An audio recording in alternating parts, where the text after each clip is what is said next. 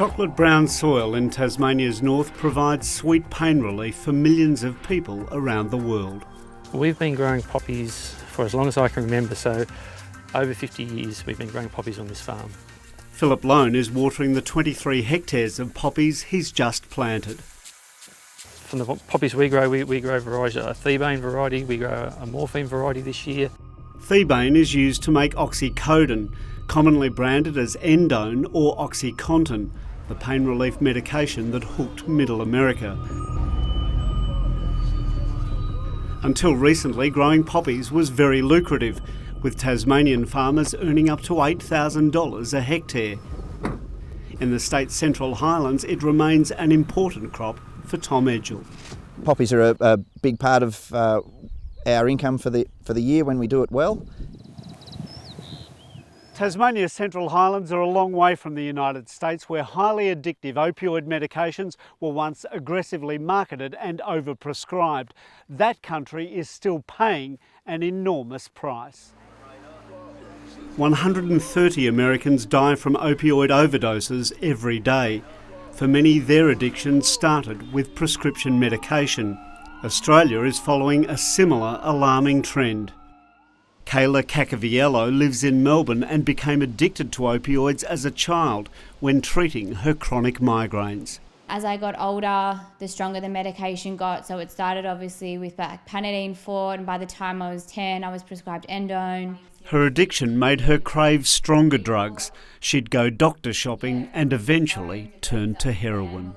It destroyed my body, my mind, destroyed my family. She's seen about a dozen of her friends die from overdoses, including her partner. Earlier this year, she also lost her best friend. She'd been clean for a long time, but she also was recently prescribed opiate medication for a condition that she'd been diagnosed with that then led her back to using heroin, and she died. The number of fatal opioid overdoses in Australia has tripled in just over a decade, rising from 2.2 deaths per 100,000 people in 2006 to 6.4 deaths in 2017. Massive lawsuits in the United States have been launched against the pharmaceutical companies that supply oxycodone. I think what is happening in the United States with the opioid industries is akin to big tobacco. In what way?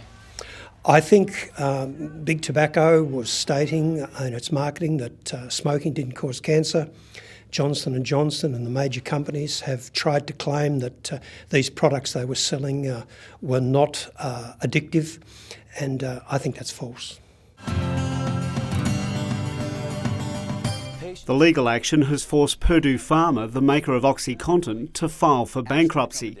And when an Oklahoma court ordered Johnson & Johnson to pay $850 million in damages for its role, the prosecutors didn't hold back.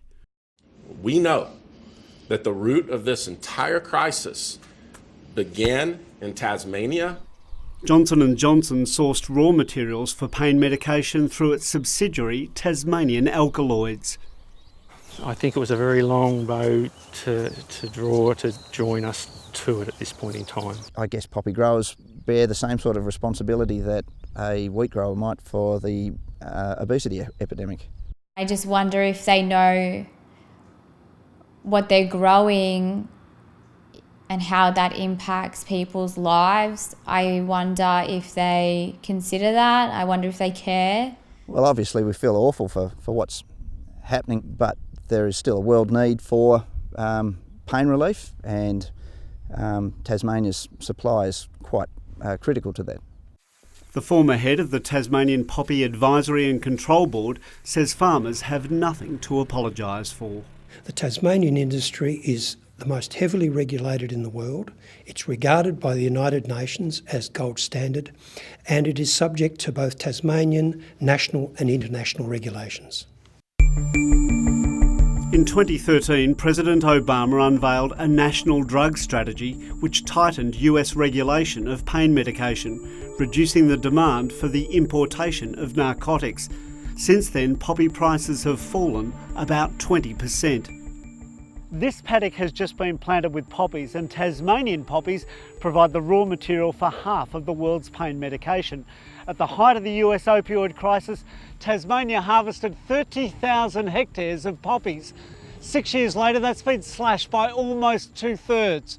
12,000 hectares are expected to be harvested this season. We're not expecting to see any further reductions. We believe we're sitting on a sustainable demand situation at the moment. The United Nations says about 80% of the world's population actually needs more opioid medication. It's essential for palliative care. I think Tasmania can hold its head up very high and will be producing this product for many, many years to come. It will be up to others to avoid the road to ruin.